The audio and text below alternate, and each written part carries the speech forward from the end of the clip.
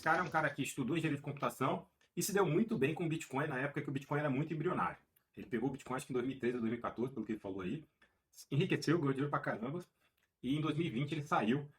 E basicamente a gente vai ver as críticas que ele fez, por que ele saiu.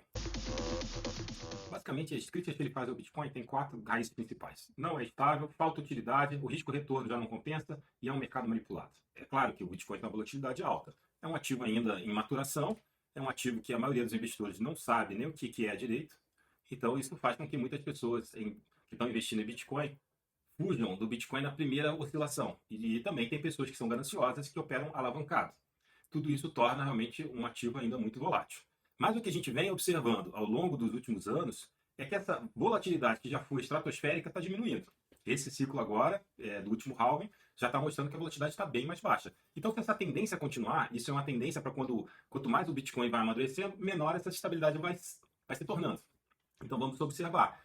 Por enquanto, essa crítica que não é estável, eu acho que olha muito mais para o passado do que para o futuro e não está olhando tendência, que a tendência do Bitcoin é cada vez menos volatilidade conforme ele vai sendo mais adotado. Falta utilidade. Essa segunda crítica dele, ele comparou com os metais, que os metais têm utilidade na indústria, então por conta disso o Bitcoin não seria uma moeda de verdade, que é o argumento dele.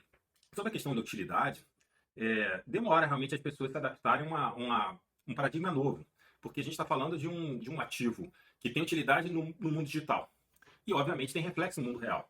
Eu vou dar um exemplo de uma coisa que, por exemplo, hoje em dia parece óbvia.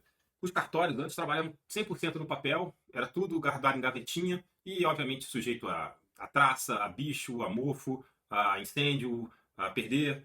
E quando você transforma isso em tudo digitalizado, você facilita, aumenta a velocidade. Quando você joga isso na blockchain, aumenta a facilidade de verificação, aumenta a segurança, a autenticidade.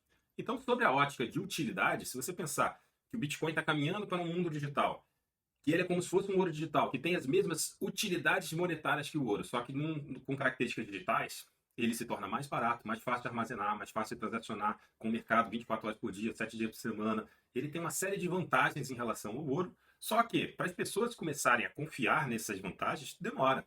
A maioria das pessoas, por exemplo, quando surge uma nova tecnologia, surge com desconfiança. Vou dar o exemplo do Uber. O Uber surgiu, já estava muita gente usando, e a minha mãe preferiu o táxi, eu acho que ela prefere até hoje. Ela tem medo ainda do Uber, não sabe usar o aplicativo. As pessoas são resistentes. Aí conforme o Uber vai ganhando confiança, todo mundo vai usando mais o Uber, as pessoas vão acessando mais ele. Só que agrava o fato do Bitcoin ser totalmente descentralizado. O Uber normalmente é uma empresa. As pessoas se sentem confortáveis em reclamar com a empresa.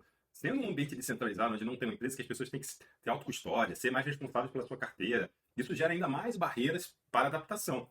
Só que o que vai acontecer naturalmente é que as pessoas vão encontrando maneiras alternativas de usar o Bitcoin sem, por exemplo, ter autocustódia. Pode ser através de ETF, pode ser comprando ações de bolsas listadas, ações de bolsas de empresas listadas que investem em Bitcoin. São alternativas que vão fazer a pessoa usar Bitcoin diretamente, sem ela nem perceber. Às vezes ela vai estar usando alguma coisa que está colateralizada em Bitcoin, e isso vai naturalmente acontecer porque a tecnologia vai evoluindo. A tecnologia tende para as coisas que são mais eficientes e mais baratas. Então, de novo, se você olha para o futuro, cada vez mais pessoas vão usar Bitcoin sem nem saber o que significa Bitcoin. E conforme o Bitcoin vai amadurecendo, vai ganhando mais tempo.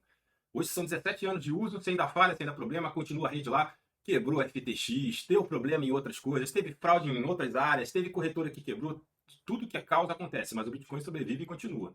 Então, se você olhar por esse lado, conforme o tempo vai passando, fica mais clara a utilidade do Bitcoin. E aí eu entro no assunto risco-retorno. Ele diz aí, antigamente o Bitcoin estava R$ 500, então se ele botasse uma grana ali e desse tudo errado, ele não perdia muito dinheiro. Na cabeça dele, se você entrar agora no Bitcoin, você corre risco de perder muito dinheiro. Bom, esse argumento primeiro é meio esquisito, porque se você pensar que dá para comprar poucos satoshis, você pode comprar R$ 500 em Bitcoin, ou seja, você pode expor o seu patrimônio, pequeno pedaço do seu patrimônio, ao risco desse upside do Bitcoin. Então não é necessário que você bote 600 mil, né? Mas, se você olhar por outra visão, ele pode estar dizendo assim, não, 600 mil já é o topo do Bitcoin, ele não vai subir mais que isso, agora a tendência é cair. De novo, é uma questão de perspectiva. A aposta dele é de que não vai surgir novas formas de utilizar Bitcoin, que o Bitcoin não vai ser cada vez mais adotado. Essa é a aposta dele. Só que, faça a seguinte questão, ele largou o Bitcoin em 2020, quando veio a pandemia. Segundo ele, caiu 50% naquele dia. Aí foi o que assustou ele saiu desse mercado, foi nesse dia. Mas se você pegar de lá para cá, a quantidade de adoções que surgiu o ETF nos Estados Unidos, El Salvador anunciou a utilização de Bitcoin, várias empresas botando Bitcoin em tesouraria, empresas listadas em bolsa que só tem Bitcoin em tesouraria. Ou seja, de 2020 para cá, o que aconteceu foi o contrário do que ele falou. Mais e mais a adoção do Bitcoin. Agora, a perspectiva é, vai continuar aumentando a adoção do Bitcoin ou não? Qual é a aposta? Bom, eu estudei o assunto e até agora a minha conclusão é que essa adoção vai continuar aumentando. Vai ser gradativa, não vai ser de uma hora para outra, não vai ser super rápido. Esse crescimento exponencial que aconteceu no passado, acho que não acontece mais. Vai ser um crescimento mais gradual, menos volátil, mas mais forte do que, principalmente se você pensar no longo prazo, 4 anos, 8 anos, 10 anos, a minha perspectiva é que o mercado vai crescer. Sobre a crítica dele do mercado ser manipulado, eu tenho que concordar. Com um mercado ainda muito pequeno, como era no passado, era um mercado ainda muito fácil de manipular. Poucas baleias podem mexer algumas frações do que eles têm acumulado e podem mexer no mercado. O Trump ainda pode mandar uma tarifa maluca e manipular o mercado. Então, por ser pequeno, ainda é um mercado mais ou menos fácil de manipular.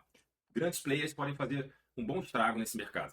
Mas mesmo assim, de novo, eu olho para a tendência. A tendência é que ele está ganhando mais adoção, ele está ganhando mais estabilidade e menos força vai tendo essas manipulações. Eu vou dar um exemplo. O Trump, quando fez aquele tarifaço agora recentemente, anunciando uma tarifa na China, fez cair todas as altcoins quase a zero. Teve altcoins caindo 80%, 50%. O Bitcoin já não caiu tanto. O Bitcoin caiu 15%, se eu não me engano.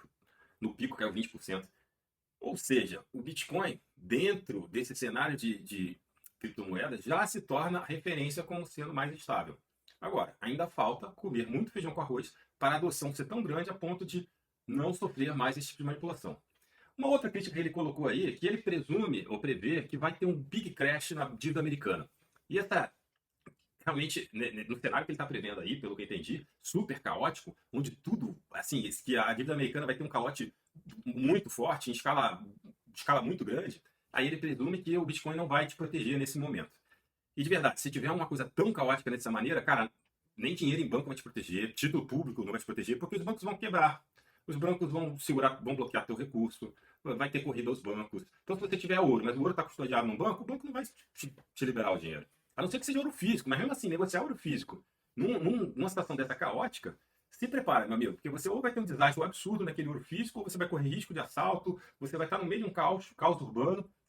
Então, nesse cenário que ele prevê de super caos de quebra de bolsa, de dívida, etc., o Bitcoin realmente não vai sobreviver no curtíssimo prazo imediato a esse crash, mas, de novo, por longo prazo, ele tem uma tendência sim a se recuperar mais rápido do que outros ativos, mais rápido do que imóveis, por exemplo, mais rápido do que outras formas de reserva de valor. De novo, essa é a minha aposta. Gostei de ouvir as críticas dele, mas não vi nenhuma crítica que me convenceu totalmente de que realmente Bitcoin é uma furada para o futuro. Nada me convenceu. Mas digam aí vocês o que vocês acham, se vocês estão convencidos, ou então digam mais algum vídeo de críticas que vocês viram aí na internet. Posta aí para mim para eu dar uma olhada. Eu adoro ouvir críticas aí.